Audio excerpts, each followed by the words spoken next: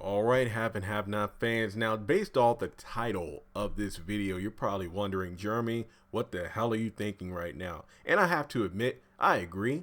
I mentioned the brainstorming of this video and another one I did about the whole lion tattoo thing with Derek, and it has to do with the fact, in a way, do you think that Madison is kind of as crazy, obsessive, or possessive as Justin is with Jeffrey, but he shows it in a different way? Because in the video I did about Derek just now, I talked about, when you think about it, isn't it kind of odd that, despite everything Madison has been through within a span of only a couple of days after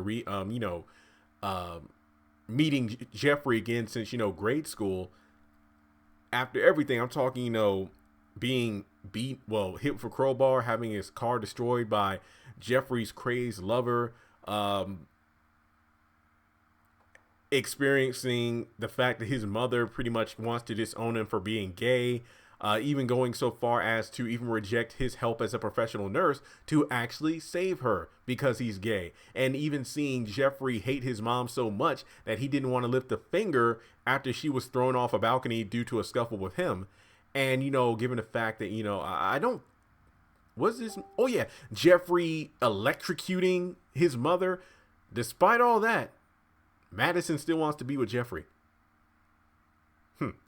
And I mean, yeah, you could probably say, well, Jeremy, maybe he just really likes him. I agree. But it's kind of like what's that saying goes, when you marry someone, you marry you marry their family, not just that one person. So to actually see everything that's going on, the dysfunction within the Harringtons, yet Madison still wants to be part, with Jeffrey, it makes you kind of think, because I've even speculated that Madison isn't, playing with a straight deck. No pun intended.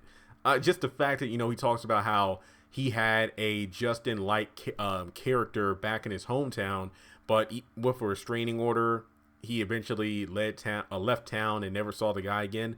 But that just makes me think, I don't think that guy was just left in that hometown and that was that. Because if Madison was talking to Jeffrey about this guy, even being half as obsessive and crazy as Justin, even if he split town, I don't think that would be enough to escape that guy. So something tells me Madison might have dealt with him in a way that he would never be bothered again, if you get where I'm going with that.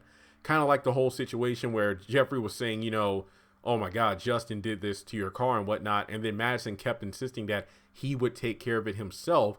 That lets me know that, okay, I think that Madison is about to, has a few Benjis in his contact list, kind of like David does in this upcoming episode, where Madison tells David how Jeffrey's in over his head with Justin.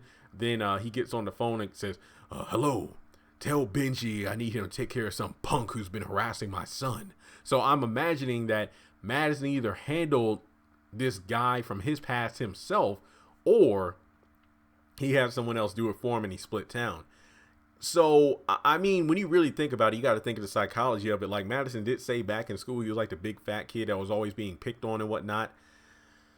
Something to me tells me that when a guy like that transforms, he doesn't want to be the victim anymore. I feel like in adulthood, after he, lost weight and whatnot, and then probably got into a situation like Jeffrey is now with Justin, it was I'm not the victim anymore. Bam! He took care of that dude.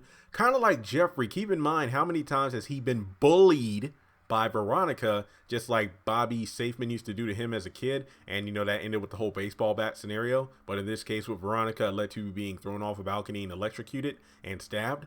I think that Madison has reached his breaking point multiple times in the past and has done very lethal things to his harassers. So all I'm saying is, it is quite possible that Madison isn't as calm, cool, and collected as he appears to be.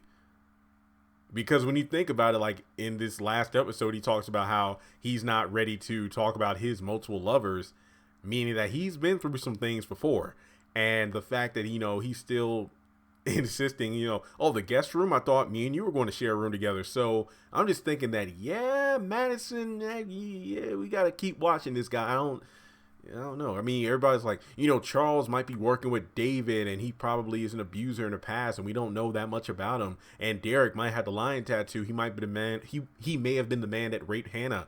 And there are just so many times where characters are introduced who seem nice, but everybody has a checkered past. And with Madison, that's no different. I do like the character now. I said it when he first showed up. I don't mind Madison as a character because within 5 minutes, we've established that he already had a connection with Jeffrey in the past, so he fits well into where the show is going, as opposed to multiple characters who pop out of nowhere and, well, serve no purpose to the plot other than to add more characters without finishing up storylines and character development of people who have been in the show since season 1.